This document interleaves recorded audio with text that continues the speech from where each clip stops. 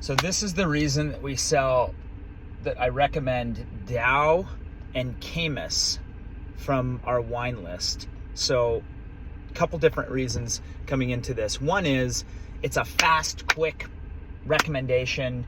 It has brand recognition. So a lot of people have seen these wines in Costco's. They've seen them in big brand, big box stores. They're popular wines.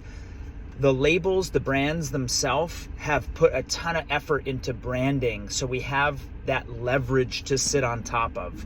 That's what I'm looking for when I'm recommending something. I want something that people are safe, they feel comfortable with, and they want to step into that. Now, the beauty of those two are I can come in hot with some price anchoring or recommending some really high-end wines, at least for my list, or for the list that we work on at the restaurant I'm working at.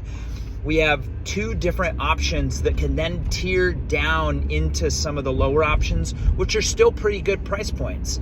So we have Daou, Soul of the Lion. I let them know it's the family's legacy project. It just got scored really high on Wine Spectator or Wine Enthusiast. I can't remember which one's which. I need to confirm that. And then let them know that if they really want to celebrate something fancy tonight, that's an option I definitely recommend they check out.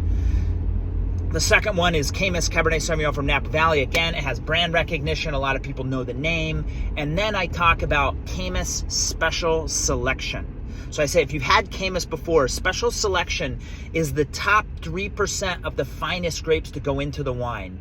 Now, this is the exceptional, the finest grapes from the vintage, from the plot selection. You know, you kind of throw in some different terminology like that, and you emphasize the exclusiveness of that bottle. And you talk about folks, we do have a few of those bottles in the building. So it lets them know that there's some scarcity there, and that is something that they have an option to explore if they wanted to do something really nice. Now, the nice thing is you can down tier into a bottle that's a little bit more approachable from a price perspective. If they're not looking to spend $300 or $400 on a bottle of wine, then you can get them into something that's in the 150 to 180 zone, and then you can even tier them down into a glass. So if they don't want to do a bottle, they have an option to go with a glass pour of something very nice. We pour Caymus by the glass, so that's a really nice option for us. You don't have to get the manager to get a bottle to then open it tableside. You can simply ring up 2 9-ounce glasses of Caymus. I think on our list they're coming in at $52 a glass. So you have a nice price point from a sales perspective, and you also have a really nice glass of wine with brand recognition, consistency, and high quality coming in that the guest can enjoy. And so those are some reasons that I focus completely on those two wines. And then it's nice to have a third bottle up your sleeve, like a Quintessa or a Joseph Phelps Insignia, something that's even a tier higher that you can go up.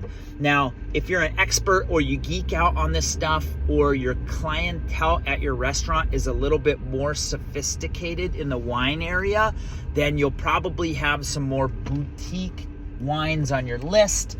You'll probably have some a little bit more of a vintage explanation. You'll have a little bit more knowledge of the various vintages. That's something that our audience, our guests, tend to not really be too concerned with. They just want a really nice bottle that pairs with their steaks, and they want to have some fun. So I hope this is helpful. I hope this brings some value to you. If it does, leave a comment below on any questions. Do you have Caymus by the glass? Do you have Daou, Soul of the Lion? Have you ever heard of it? These are some fun ones that I've been exploring with. Last night was a good example, and it's really been working out. So I hope this finds you well. Keep up the good work.